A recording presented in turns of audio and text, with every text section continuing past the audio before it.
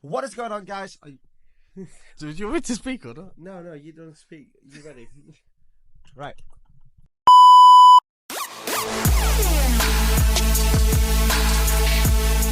Welcome to the Get2Know podcast. If you didn't know, now you know. I've got a special guest today, one of my friends and an entrepreneur. Would you call yourself an entrepreneur? Just a boss man, really. Just a boss man.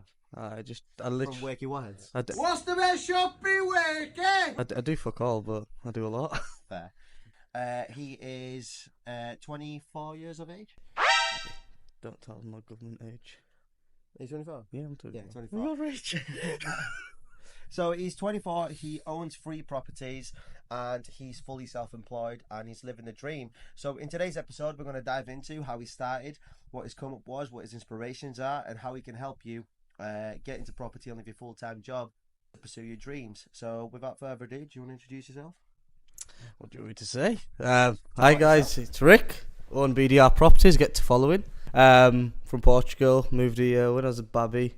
Well, not a babby, I was 7. Still a babby. Still a babby now. Still a baby, yeah. Mum, Mum, I'm still your baby, don't worry. Moved here, play football all my life. We've got a club. Yes, Yeah, I'm Portuguese, look, the skin colour and that. Dad's from Africa, by the way, hence the skin colour and that. Okay, let's move on from your skin colour. Okay. What is BDR Properties? It's my property company, so essentially I do a bit of everything in property. Find deals for people, find deals for myself most of the time, joint venture with people. I help a few people out and get involved in property, like yourself. Found Yeah. you a house You did? that you're going to now put on Airbnb. Copy me, well done. Yeah, thank you very much, sir. Going to make $2,000 a month. If not, I will fucking hit you. So what made you get into property? When did you realise that I could, replace my full-time income and live the dream that the top 5% live? So in property, properly really, lockdown, don't know, one of the many 50 lockdowns we did. Yeah, we've got lockdowns, haven't we? Sat at DFS, I was working DFS sales. Shout out DFS, hi John Munro, Bex, Dave, Rach, All of the man them. all the hello. man them. Harrison, hopefully you've got fired by now. Poor Harrison. Right, so yeah. I've stole Dan now.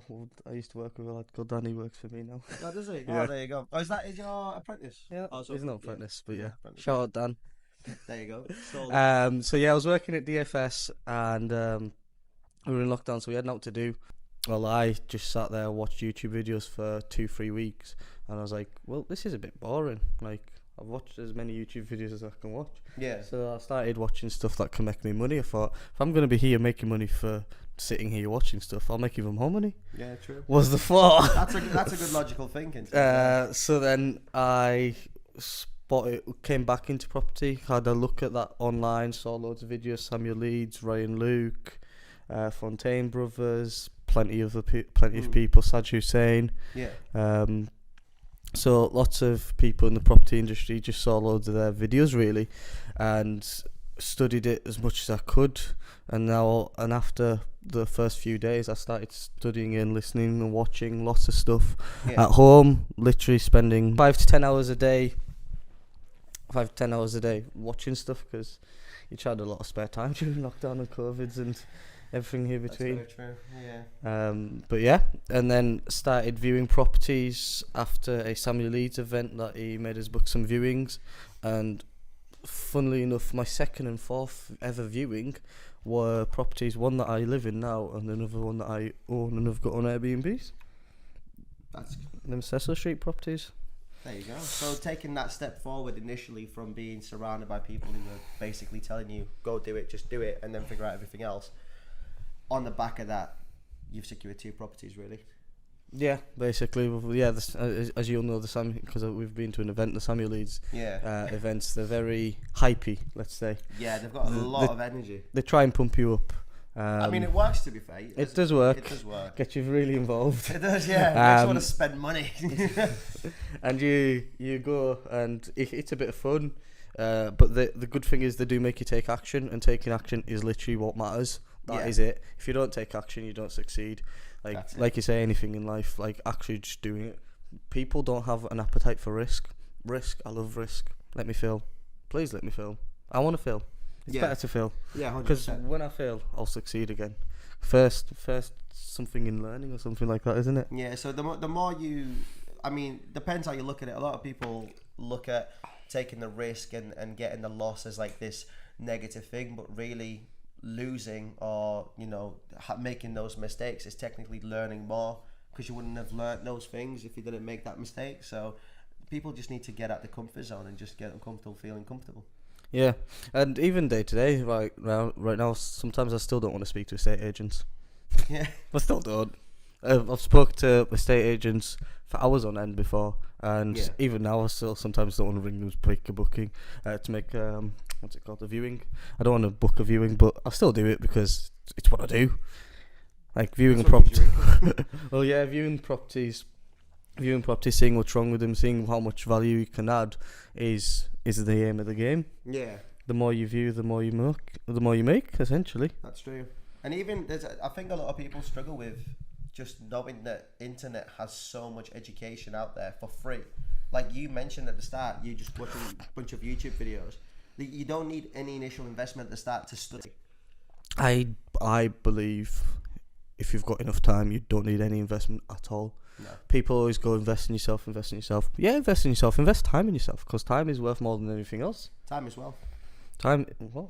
Time is wealth. Oh, time is wealth. Yeah. I thought you said time as well. I was like, eh? No. If you've got time, invest in yourself. If you don't have money, invest time in yourself. If you do have money and time, I would still only invest time at first. Get to know, get the basics down, and speak to people in the industry like you spoke to me. Yeah. Like, it's as easy as find people and just learn as much as you can. Ask the hard questions. And what's good from my perspective is with you is that you weren't someone that was sugarcoating anything. Like, I was asking stupid questions, but you were like, well, don't ask that question because that's stupid, but try this. And you were very transparent when silly mistakes were made. Like, come on, Matt, you're better than this kind of thing. So you need someone in your corner that's very transparent in that aspect. When you're asking silly questions or when you're making silly mistakes, just be like, bro, just get your shit together and do this properly. Like, you're smarter, don't be stupid kind of thing. And then it makes you, like, challenging each other is really important. Even when you said, like, I was asking X amount of questions, you should keep asking those questions because it makes you think again. Yeah, exactly. Do you know what I mean? Because you in it every day. Yeah, like when you ask me, for example, what is a HMO, like when you first started, it's house and multi occupancy. Yeah, but what does that mean? And then you delve into it, and that re-educates myself and reaffirms my knowledge. Yeah, of course. So as I say to everybody, people that want me to mentor them, people that want me to help them in the property industry, I say it all the time.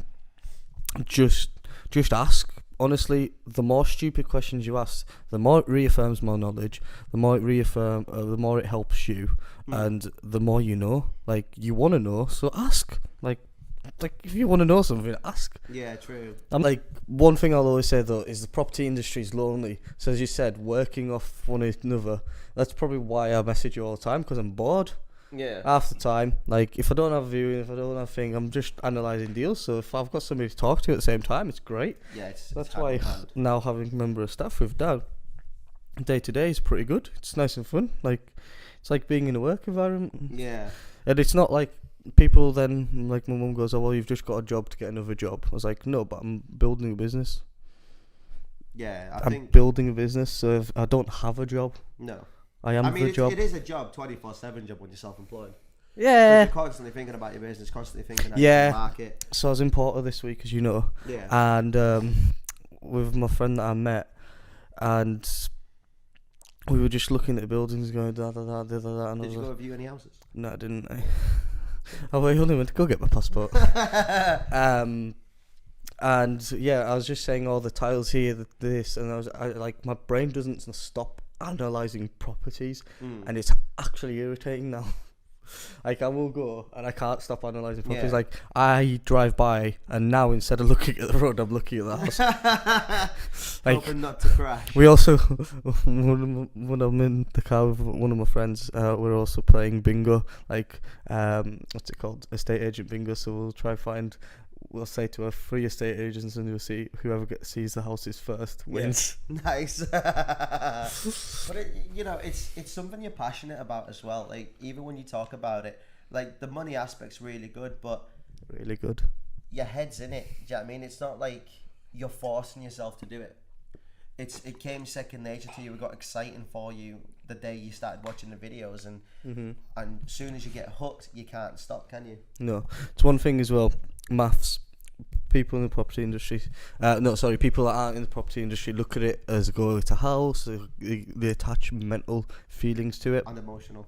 Yeah, very emotional. But that's humans. Like, it's nature. I get it. Yeah. But I'm very, very just numbers. So if something doesn't work for me, it doesn't work for me. Like, I've got 2 projects that I'm doing a joint venture with, and I'd been offered the property previously. Yeah. On a rent-to-rent type of deal, and I said no at the time. This was last year, and now we're purchasing the property with my joint venture, and we're going to add an extreme amount of value to it. Okay. We're going to make it worth so much more than what it is. And it's one of them. At the time, that deal didn't work for me. No. But right now, that deal is a stonker, stonker. Yeah. Do you want to dive into it a bit more? So obviously you mentioned the 2 projects you've got into a joint venture with. Do you want to tell me more about it? Yeah, so that project, it's one of the bigger houses in Carlisle. We're going to turn it ideally into a 13-bed with 4 ensuite double rooms, 9 kind of kitchenette single rooms. Okay. Oh no, sorry, not single rooms. There'll still be double rooms, all ensuite. Yeah. Right now. It's not, and we're going to essentially add about 300k worth of value into the property because we're going to get it commercially valued. So we're going to get all the rooms commercially valued into a HMO, and then we aren't 100% sure on the full exit. We are thinking most likely to just Airbnb it all, like Booking.com, like what I'm doing now.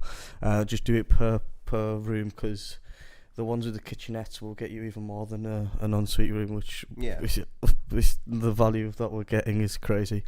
But yeah, we're doing that. That's going to probably be a 4 or 5 month project. The only thing is there's tenants in that property, so it will take a few months to get it properly. So we might be doing floor by floor. It's a tricky one with that one.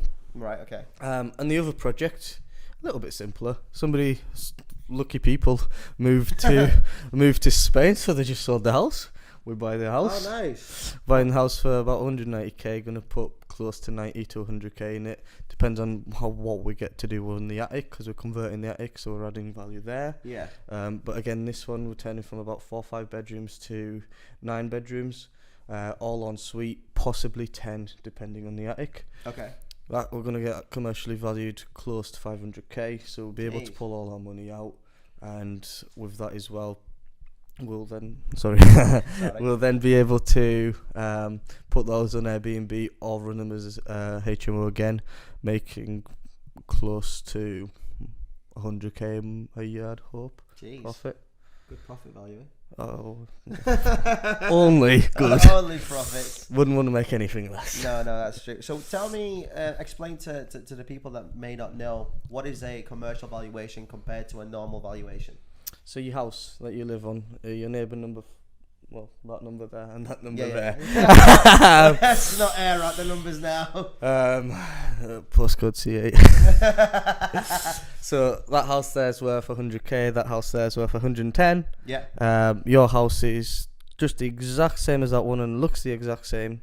Mm-hmm. Your house could be worth 110. That's a bricks and mortar valuation. It's what's sold recently, what's similar to it, and everything. Mm-hmm. Whereas a commercial valuation is in terms of rent, they're more bothered about the business aspect of it. Whereas a house you live in, or even if you do it as buy to let, it's still more the bricks and mortar. Yeah. Whereas commercial, you're literally a business. That's what you are. So they value it as a business. So they take your rent over the year.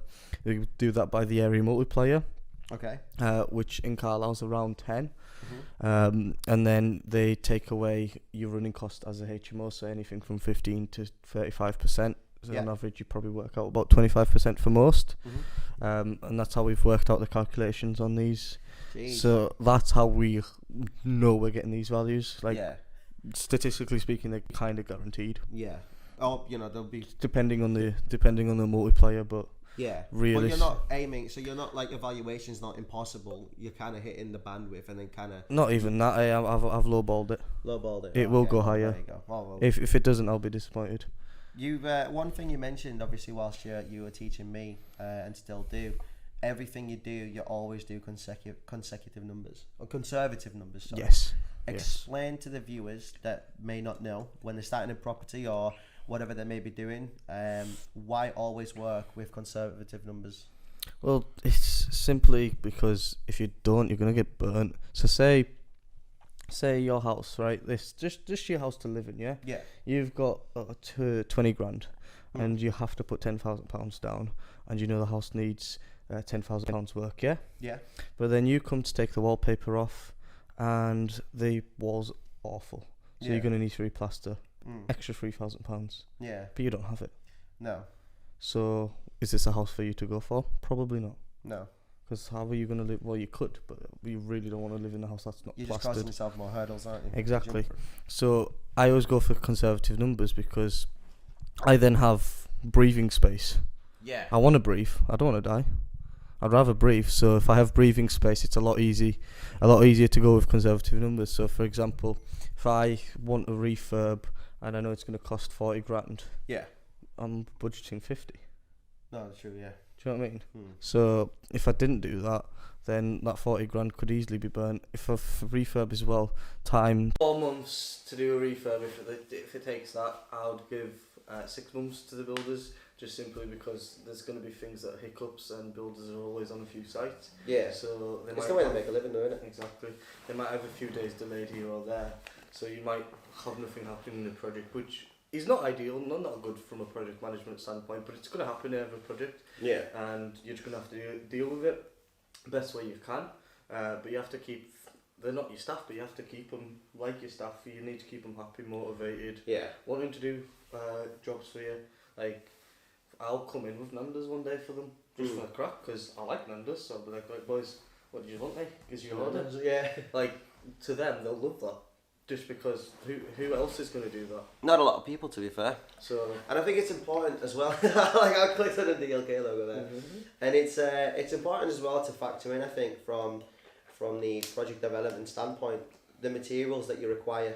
Do you know what I mean? Like a lot of people think, oh, I can just go to B&Q and get whatever I need, but sometimes you're externally sourced from a different company, and they can take time as well. B&Q is well expensive, don't go. Well, no, but it was just an example, wasn't it? But don't go B&Q, guys. Wix is cheaper. Wix.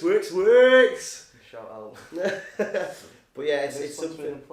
No, I wish. But yeah, so always, like Rick said, factor in the time, and as well as factor in the supply time schedule that'll take you to get all your supplies, because I don't imagine concrete and that is easy to get hold of, or brick so. Yeah, probably. Builders and merchants, definitely, yeah. Yeah. But it's one of them. Everything can take time. COVID proved that. COVID definitely proved that. Everything can take extra time than what you expect it to as well. But if you've planned stuff in advance, then, which we are doing, speaking to the architect ASAP as well. Yeah. Getting that built, getting that relationship properly done, getting everything in place, getting the paperwork out of the way. That's one thing as well. Get the paperwork done. Yeah. ASAP. Why wait? Just get the paperwork done.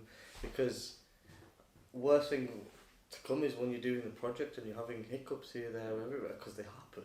They are. And your paperwork's not done, and you're just stressed on both ends. Like, if paperwork's done before, and it's just a labour thing. Yeah, you're just project managing then, which on a day-to-day basis you're not doing a lot. No, you just come on site, make sure it's everything in line. Yeah. Obviously, you're about to get. I think as well, what people don't realise is, say a regular person like myself will go to work, because I work in a motor trade. If I go to work and then there's issues, I'm like, oh fuck, I've got these issues to deal with. And people, when I look at, oh, but if I get this property, I've got issues to deal with, I'm like, you probably do, but it's, you know, which issues would you rather have? The ones that pay you more money than your full-time job, or less? Exactly. Do you know what I mean? But then that's why no one probably says it's still a job, doesn't it? No, that's very true, yeah. If building your own business is not a job, it's a livelihood, a lifestyle. Yeah. Lifestyle. Yeah, lifestyle. It's a lifestyle. And it's one of them. That's something I've always said I was going to do, and it's something that I will carry on doing for probably the rest of my life. I mean, so far you've been Until I successful. retire. Yeah. I think even when you retire, you say you'll retire, but you'll still work. Yeah, I'm moving to Dubai. I'm going to do football for January. Yeah, you says, yeah. Funny. So, what's your next goal? So you've currently got 3 properties. You've got, additionally on top of that, you've got the 2 projects you're managing.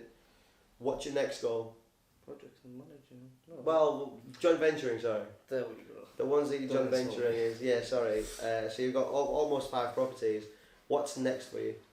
We'll get to 10 by the end of the year, minimum. Realistically, I want What 15 houses? properties, yeah. Okay.